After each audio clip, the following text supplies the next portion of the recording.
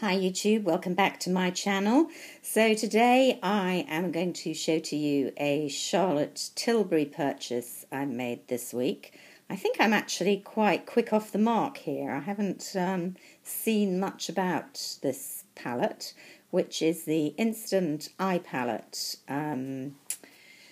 Here's the box it comes in, and it's for easy eye looks. If you know her concept, you know she when she originally brought out the quads that she has in her permanent collection, they all had a kind of theme, the sophisticate, the city girl, the disco girl, that kind of thing, to give you a complete eye look, taking you from in the day and then ramping it up in the evening with usually a glitter or a shimmer.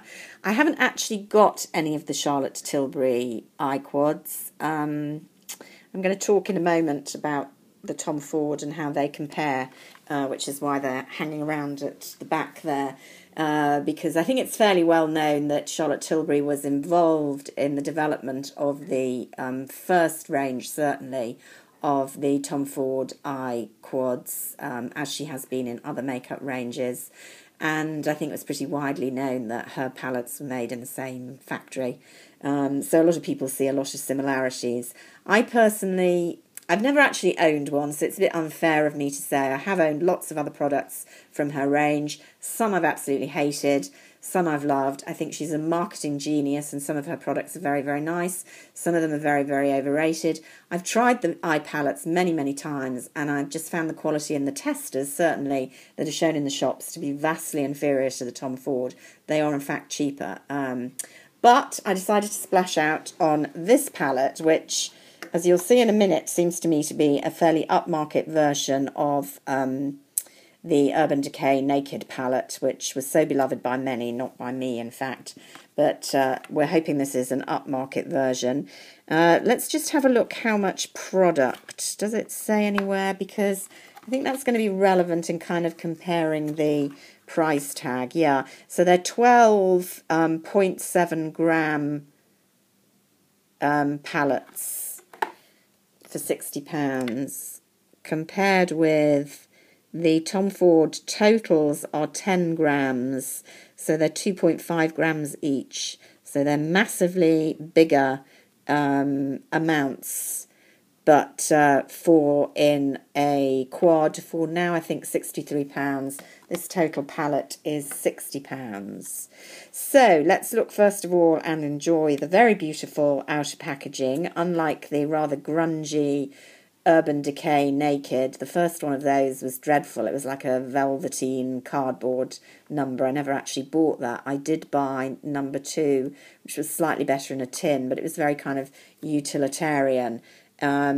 Whereas here she's gone for a larger version. It does show a lot of fingerprints of the kind of retro 40s look that was so beloved in some of her compacts. She did a glow palette with a bronzer and a highlighter, which people loved. I didn't actually love it very much.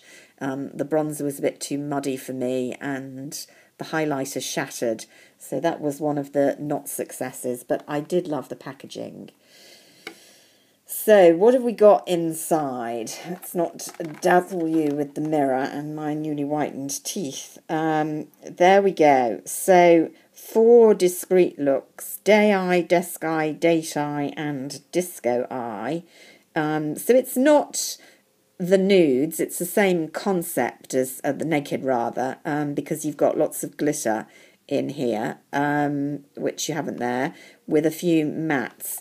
Let's have a look how they swatch. Let's go with day eye.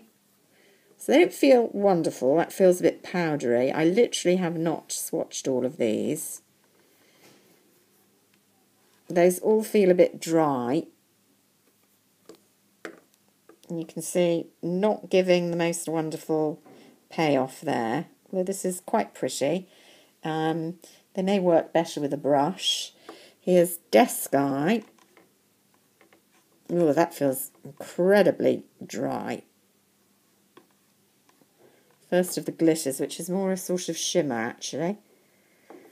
They're actually swatching a little bit better, but both of these do feel incredibly dry. That's a nice...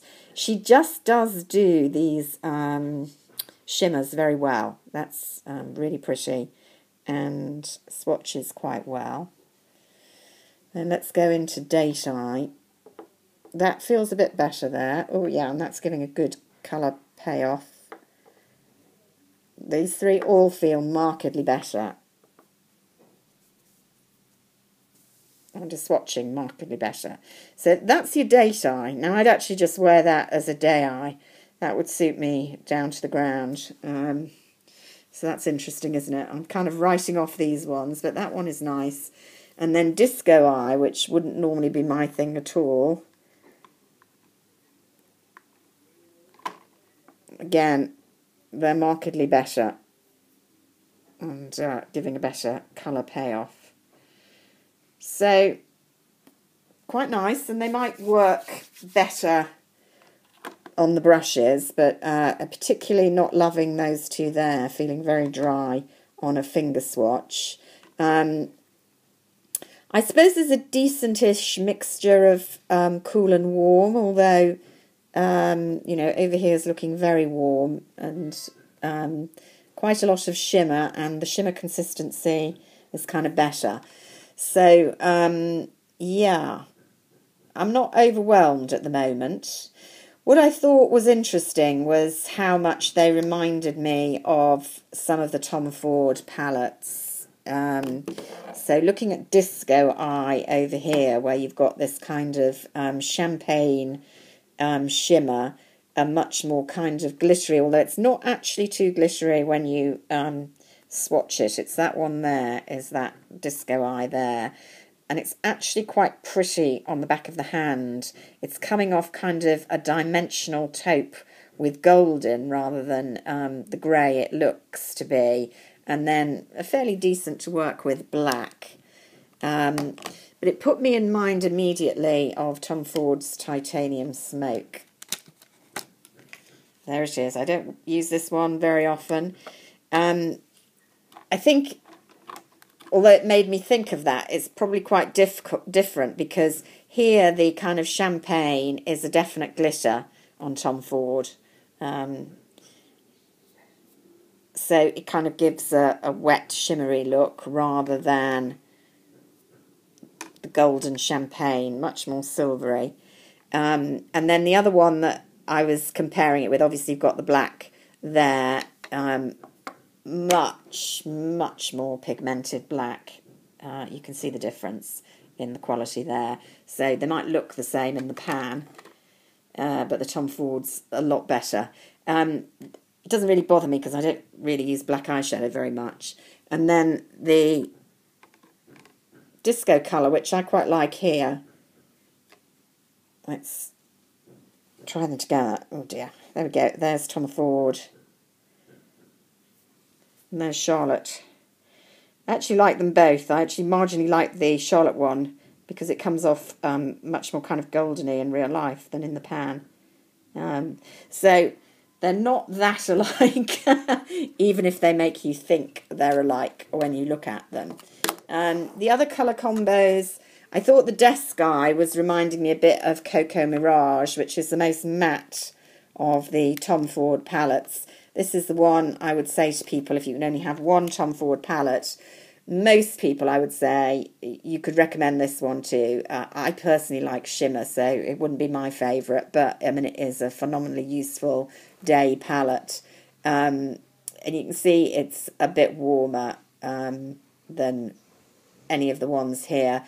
Much better quality than the shadows that I've just, in terms of pigmentation, showed you. And then the other one, I was wearing this yesterday actually, Silver Topaz, very popular Tom Ford in the kind of cooler range, which a couple of colours there, I was thinking this was quite similar to Day Eye over here, although in fact one of them is much more shimmery than the other. There you go, there's Charlotte. Actually that's swatching a bit better this time round as against Tom. So, yeah, I always would go with Tom Ford, I have to say, but maybe I'm a bit biased. I need to use this palette, really. before I talk to you in any detail about it. As I say, the finger swatches of this end, bit disappointing, but there are some really interesting colours here. This one on the disco, which I would not have looked at in the pan, actually is swatching rather beautifully on the hand, and I'm not sure I've got anything exactly like that in my collection. So I'm going to have a little experiment with this over the next few days. I just thought you'd like to see it good and early. I don't know if it's a re-promote. You've already had it in the States. I don't know. They didn't even have it in the shop last night in Covent Garden when I popped in, so perhaps it's just coming soon. I didn't have time to actually cross-question them about it. But there it is. It will be around soon, if not already. It's £60. So if you like a lot of bang for your buck and you like neutrals with the possibility of jazzing up, it is a good option to go for. And I will say the palette is a whole lot more stylish and beautiful on your dressing table than the Urban Decay Nakeds. There's actually an acetate here, so each of these have got names as well. There we go. So I need to talk to you about Charlotte Tilbury's, I don't